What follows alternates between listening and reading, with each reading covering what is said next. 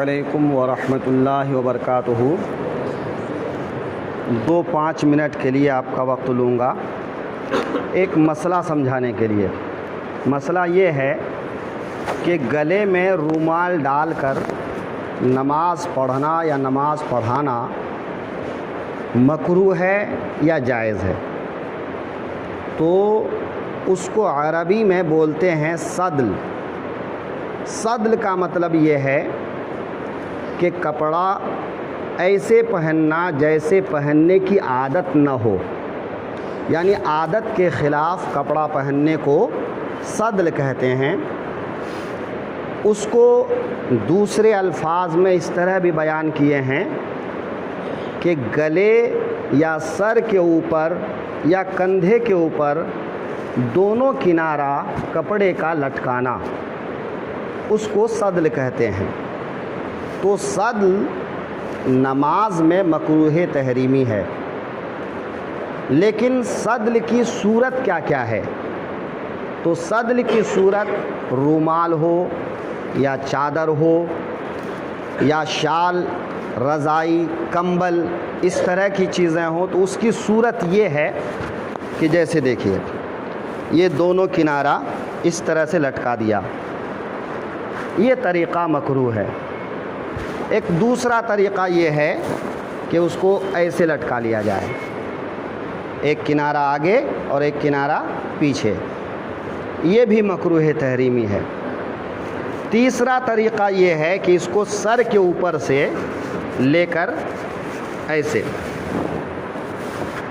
اس کو چھوڑ دیا جائے کہ ایک کنارہ ادھر لٹک رہا ہے، دوسرا کنارہ ادھر لٹک رہا ہے، تو یہ صورت بھی مکروہ تحریمی ہے۔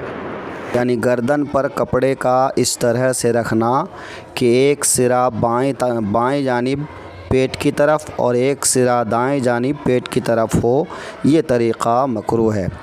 دوسرا طریقہ یہ ہے کہ ایک کندھے پر رومال یا کپڑے کا ایک کنارہ پیٹ کی طرف اور دوسرا کنارہ پیٹھ کی طرف ہو، یہ طریقہ بھی مکروہ ہے۔ اور تیسرا طریقہ یہ ہے کہ سر کے اوپر کپڑا یا چادر وغیرہ رکھ کر ایک کنارہ داہنے طرف اور دوسرا کنارہ بائیں طرف لٹکا دیا جائے۔ تو کپڑا لٹکانے کی یہ 3 صورت ہے جو مکروہ تحریمی ہے۔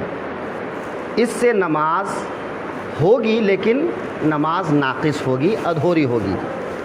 ایک چوتھی صورت ہے کہ کپڑے کو اس طرح لیے، ایک کنارہ آپ نے سامنے کی طرف چھوڑ دیا اور دوسرا کنارہ آپ نے پیچھے کی طرف پھینک دیا، تو اب یہ مکروہ نہیں ہے، اس میں کراہت نہیں ہے، یہ نماز میں ایسا کر کے پڑھنا جائز ہے۔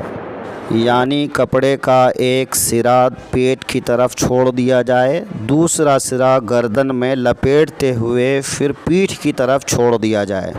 اصل مسئلہ کیا ہے کہ دونوں کنارہ مختلف ہو، اور دوسری بات یہ ہے کہ وہ گردن پہ رومال لپیٹا گیا ہو۔ اب ایک طرح سے گردن میں رومال لپیٹ لیا گیا، ایک کنارہ ادھر لٹک رہا ہے اور دوسرا کنارہ ادھر لٹک رہا ہے، دونوں کنارہ لٹک رہا ہے لیکن لپیٹنے کے بعد، لہذا اب مکروہ نہیں ہے۔ اب اگر اسی کو آپ یوں کریں کہ گلے میں اس طرح لپیٹ لیں کہ اب دونوں کنارہ سامنے کی طرف آ گیا لیکن گردن میں لپیٹنے کے بعد، تو یہ مکروہ نہیں ہے۔ لہذا گلے میں رومال اگر لپیٹ کے ڈالا جائے تو اس میں کراہت نہیں ہے۔ بغیر لپیٹے دونوں کنارہ یا تو سامنے کی طرف یا ایک کنارہ سامنے کی طرف اور ایک کنارہ پیچھے کی طرف یا سر کے اوپر سے ڈال کر دونوں کنارہ دونوں سائیڈ میں لٹکا دیا جائے تو مکروہ ہے۔ لہذا دھیان رکھیں کہ اگر گلے میں کپڑا لپیٹ لیا گیا تو لپیٹ لینے سے کراہت ختم ہو جاتی ہے، چاہے آپ اس کو لپیٹ کے صرف پیٹھ کی طرف یوں چھوڑ دیں یا لپیٹ کو اس کو گھما کے سامنے کی طرف لے لیں۔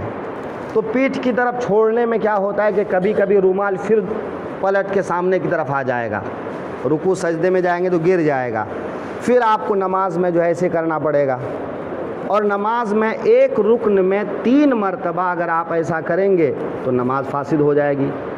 لہٰذا اس سے بچنے کے لیے بہتر یہ ہے کہ اس کو سامنے کی طرف کر دیا جائے تاکہ رکوع سجدے میں جو ہے گرنے کا اندیشہ باقی نہ رہے۔ لہٰذا اس طرح سے اگر گلے میں رومال باندھ لیا جاتا ہے، لپیٹ لیا جاتا ہے، چاہے وہ رومال ہے، مفلر ہے، یا چادر ہے، شال ہے، رضائی ہے، کمبل ہے، تو اس میں نماز میں کراہت نہیں آتی ہے۔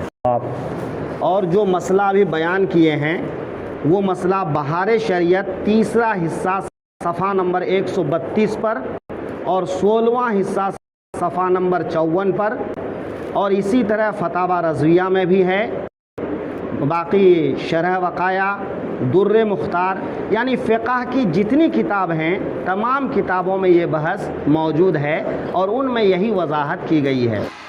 شرح وقایہ کی عبارت اس طرح سے ہے: کرہ صدل الثوب فی المغربی ہوا ان یرسلہ من غیر ان یضم جانبیہ۔ اور فتاوی رضویہ میں در مختار رد المحتار کے حوالے سے اس طرح نقل کیا ہے: اے ارسالہ بلا لبس معتاد